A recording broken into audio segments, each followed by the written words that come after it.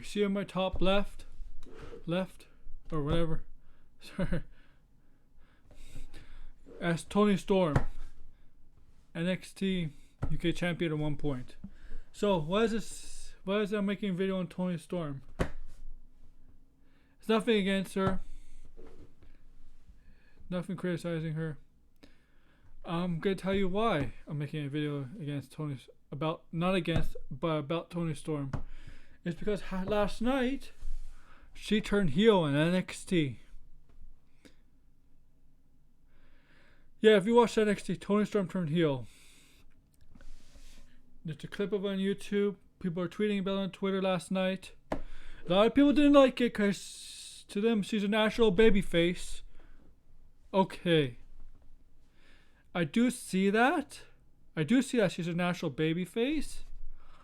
But I'll tell you why I think they turned her heel.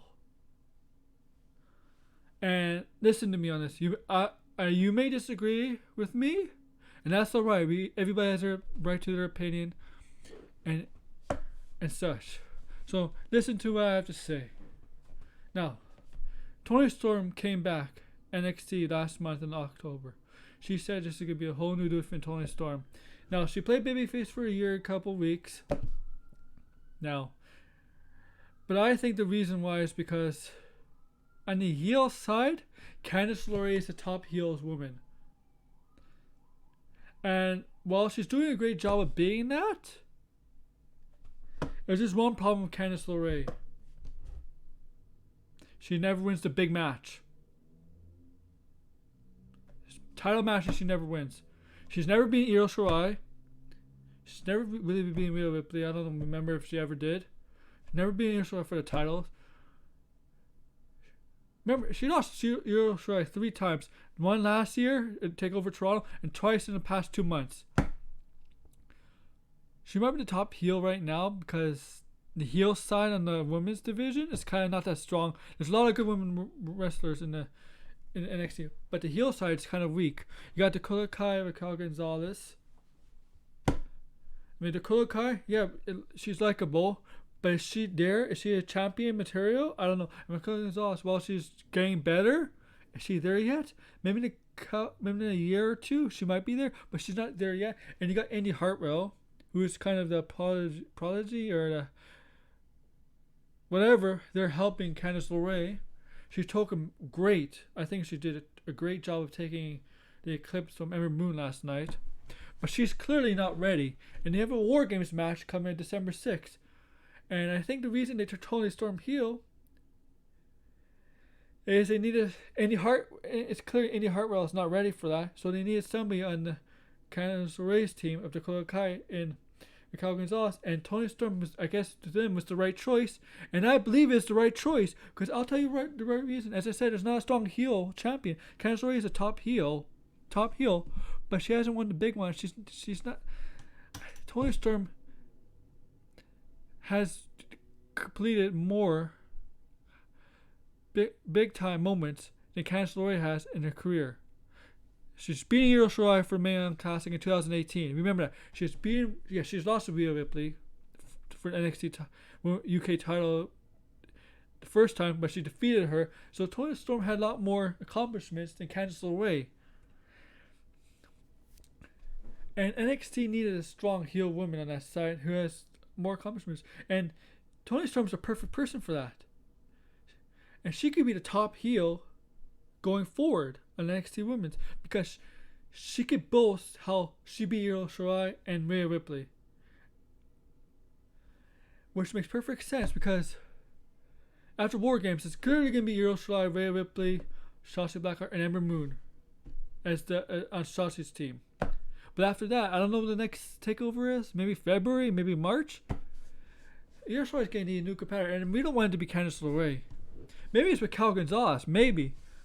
But I think it's going to be Toni Storm. And they could play out how Toni Storm defeated Io Shirai at the Mae Young Classic 2.5 years ago. Because it'll be 2.5 years ago by the time the next NXT comes along between. And if Io Shirai in the direction is Io Shirai and Toni Storm to go, it could be that. They could have something to build them in that.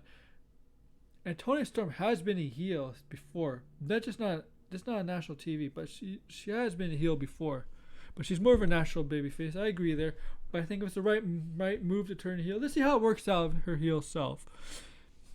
This is an NXT thing that they needed a strong, dominant heel. And while Candice LeRae is the top heel right now, she's not a dominant heel because she hasn't successfully won the big one. She's making other women look good in matches. I'll give her that. She's good at that. She takes a beating, but she hasn't won the big one. And Dakota Kai, likable, good worker, but I don't think she's championship material. Raquel Gonzalez is getting much better, but she still needs some time to learn. And it's clearly they want to turn Ember heel. Io Shirai is not going to turn heel. And I thought it was going to be Rhea Ripley. It's going to be the one to turn heel. I thought Rhea Ripley was going to turn heel and Ember Moon went the day after TakeOver. Not the Wednesday after TakeOver. Back in October. I thought Rhea Ripley was going to turn heel. I still thought, and that's what my thing was. And I always had a suspicion Toni Storm was going to turn heel. A little bit of a suspicion. But I had a bigger suspicion Rhea Ripley was going to turn heel. And clearly with Rhea Ripley, she's staying at NXT for now.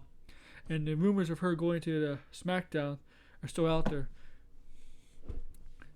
So, in my opinion, Toni Storm turning heel was the right move for NXT in the women's division. My guess is TakeOver after December. They could play out the Io Shirai and Toni Storm feud. Call back to Mae Young Classic. They could do something like that. Toni Storm heel turn. Right move to make. Comment, subscribe down below. Agree or disagree? Tell me why do you think Toni Storm turning heel was a good move or not? I know a lot of you people are going to disagree, but I'm sure a few of you who are going to agree. So thank you to all of you.